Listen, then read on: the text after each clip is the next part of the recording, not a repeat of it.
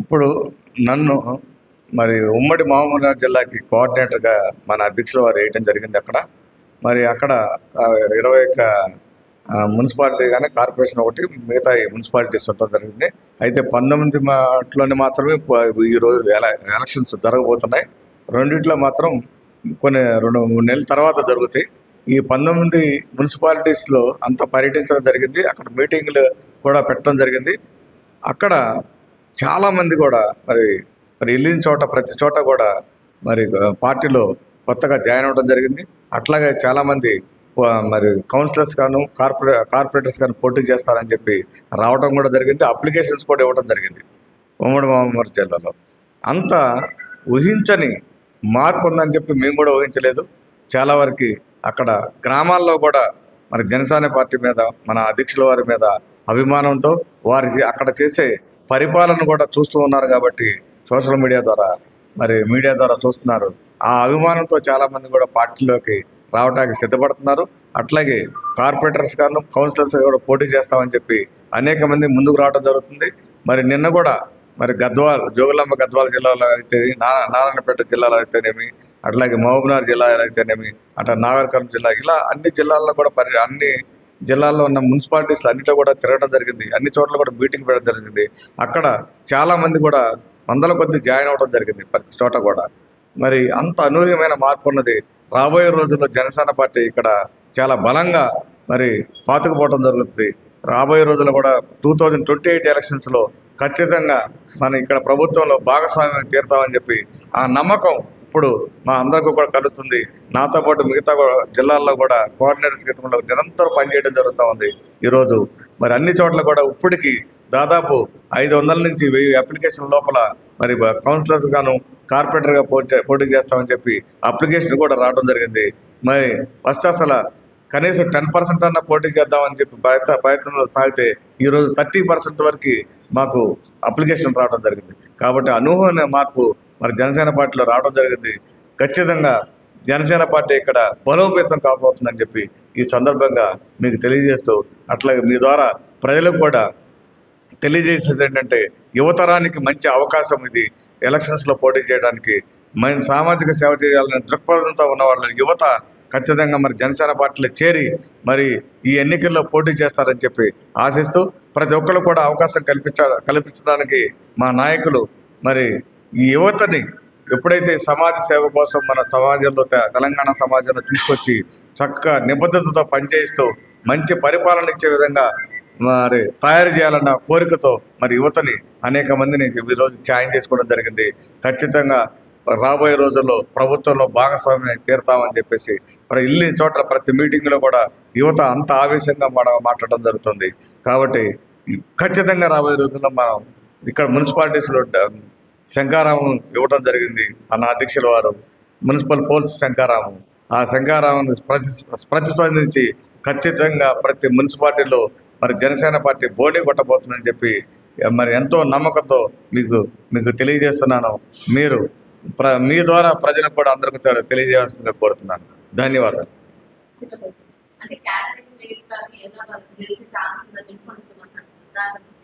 మేము నిన్న మున్సిపాలిటీస్లో ఈ గత 7 రోజుల నుంచి మేము తిరుగుతూ ఉంటే అంత క్యాడర్ ఉందని మాకు కూడా తెలియదు. అందరూ కూడా అంత పవన్ కళ్యాణ్ గారి మీద ఎంతో అభిమానంతో పార్టీ మీద ఆయన చేసే సేవను గుర్తించి చాలామంది ముందుకు రావడం జరిగింది. క్యాడరు ఇవాళ మాకున్న జనసేన పార్టీకి ఉన్న క్యాడరు మిగతా పార్టీలో కూడా లేదని చెప్పి మన జనసేన పార్టీలో ఉన్న క్యాడర్ ఎలాంటి క్యాడర్ అంటే మీకు తెలుసు. వారి పైసలు వాళ్ళు పెట్టుకునే వస్తారు, ఎప్పుడు ఇతరుల మీద ఆధారపడరు. వారు వచ్చి మేము సర్వీస్ చేస్తాము, మేము క్యాన్వాస్ చేస్తాము, ప్రతి చోట కూడా ఎవరైతే నిలబడుతున్నారో వాళ్ళ వెనకాల మేము ఉంటాము అని చెప్పి క్యాడర్ వచ్చి స్వచ్ఛందంగా జాయిన్ అవ్వడం జరిగింది. అంత క్యాడర్ ఉన్నదని మేము కూడా ఎక్స్పెక్ట్ చేయలేదు. మరి మన అధ్యక్షుల వారు పవన్ కళ్యాణ్ గారు అంత అభిమానం ఉందని కూడా మాకు తెలియదు అక్కడ లోకల్గా. అలాంటి ఇంతమంది 100 మంది చేరుతుంటే ఆ క్యాడర్ చాలు మాకు. ఇప్పుడు కౌన్సిలర్గా నిలబెట్టే వాళ్ళని, కార్పొరేటర్గా నిలబెట్టే వాళ్ళని గెలవడానికి ఆ క్యాడర్ చాలు. మేము ఖచ్చితంగా గెలిచి చూపిస్తాం.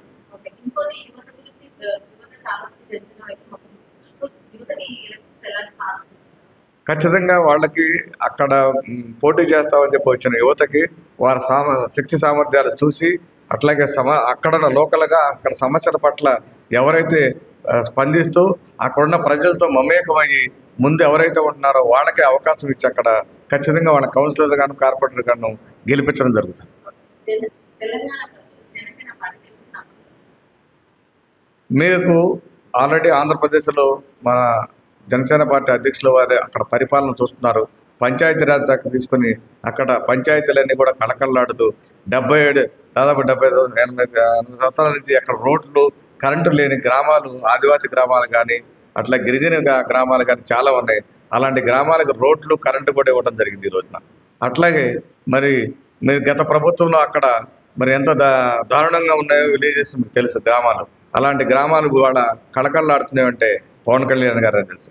అట్లాగే ఇక్కడ కూడా స్థానిక ఎన్నికల్లో పోటీ చేస్తే అక్కడ మనం ప్రభుత్వాన్ని ప్రశ్నించడానికి ఎప్పుడైతే మనం తయారవుతామో ఖచ్చితంగా ఆ సమస్యలన్నీ కూడా మరి సాల్వ్ అవడానికి అవకాశం ఉంటుంది. ఆ విధంగా జనసేన పార్టీ ఎప్పుడు కూడా మా నాయకుడు చెప్తాడు, ఎప్పుడైతే మనం ప్రశ్నించగలుగుతామో అక్కడ ఆ సమస్య సాల్వ్ అవుతుంది. ఆ సాల్వ్ అయిన నాడు ప్రజలు మనతో ఉంటారు అని చెప్పి తెలియజేయడం జరిగింది. అందుకనే ఖచ్చితంగా గతంలో చేసిన మరి మనం ఎట్లా పోరాటం చేస్తూ ఉన్నామో ఆ పోరాటం అంతా కూడా ప్రజలందరికీ తెలుసు. ఖచ్చితంగా వీళ్ళు జనసేన నాయకులు మన ముందు ఉంటారు అనే నమ్మకం ప్రజల్లో ఉంది కాబట్టి అందుకని ఖచ్చితంగా జాయిన్ అవుతున్నారు. జాయిన్ అవ్వటం కాదు, జాయిన్ అవుతున్నారు, జాయిన్ అయ్యారు కూడా. కాబట్టి ఆ నమ్మకం జనసేన పార్టీ మీద ఉన్నది.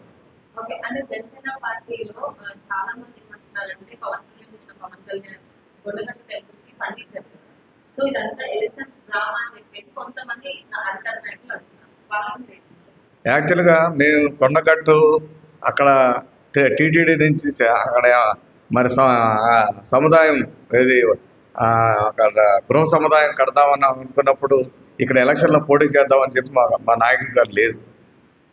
అక్కడ కొండగట్టుకు ఆయనకి ఆంజనేయ స్వామి అంటే కొండగట్టు ఆంజనేయ స్వామి అంటే చాలా అభిమానం. అక్కడ గృహ సముదాయంకి అమౌంట్ 35 కోట్ల 19 లక్షలు శాంక్షన్ చేసేటప్పుడు ఇక్కడ ఎలక్షన్లో పోటీ చేద్దామని కానీ ఎటువంటి ఇది కూడా లేదు ఆయనకి. ఆయన మనసులో అక్కడ చేయించాలి. ఎప్పుడు కూడా మా నాయకుడు ఏ మీటింగ్లో మాట్లాడినా కూడా ఫస్ట్ తెలంగాణ గురించి మాట్లాడిన తర్వాతే మిగతా రాష్ట్రాల గురించి మాట్లాడడం జరుగుతుంది.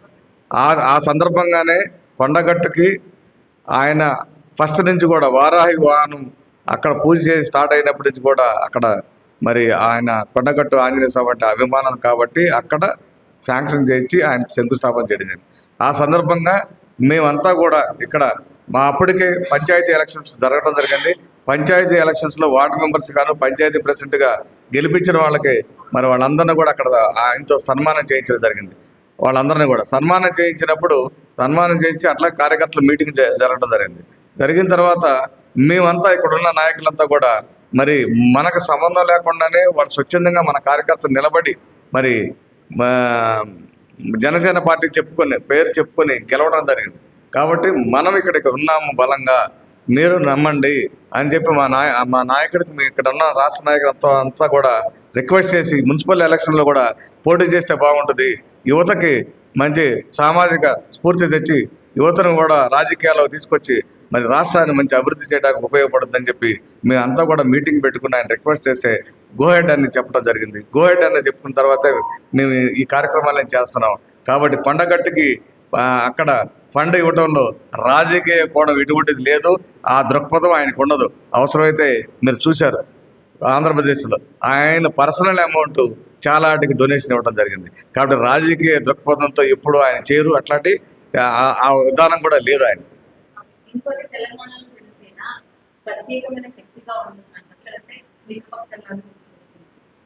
ఇప్పుడైతే ప్రత్యేకంగా మేము పోటీ చేయడానికి సిద్ధపడుతున్నాం. మరి ఆ సందర్భం దగ్గరకు వచ్చినప్పుడు హైకమాండ్ ఏమైనా నిర్ణయం తీసుకుంటుందేమో పొత్తుకి ఇంకా మాకు తెలియదు.